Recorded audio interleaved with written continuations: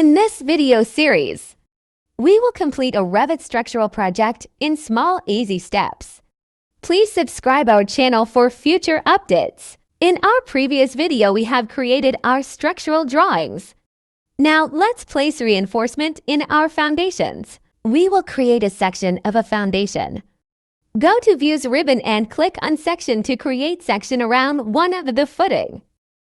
Now click on the tip of section marked to open it. Zoom on the footing to start adding reinforcement in it. Select Footing. Now click on this rebar button. From the list of rebar, select your desired rebar shape. Now bring cursor on the footing. Our bar is being placed parallel to our footing. Select desired diameter of bar from Properties panel. Now we will place this bar in our footing by clicking on the bottom of footing. Now let's draw another bar in the perpendicular direction. Click on the Placement drop-down button. Select Perpendicular to cover option. Now place this bar on the top of bottom bar. Now let's view these bars in 3D view. We are unable to see any reinforcement here. We have to change the view settings to wireframe. To see reinforcement, we can see one bar is placed in both directions. Select bar. We can see it is number 6 bars and it is single. Change option to maximum spacing and enter desired spacing.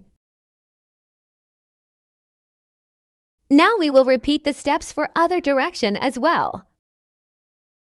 Reinforcement in one footing is ready.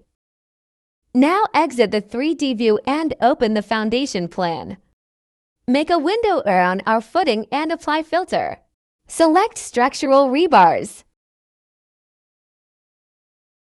Now copy these bars and make sure multiple option is turned on. Now select reference point for copying bars. Click on footings to paste bars on these footings.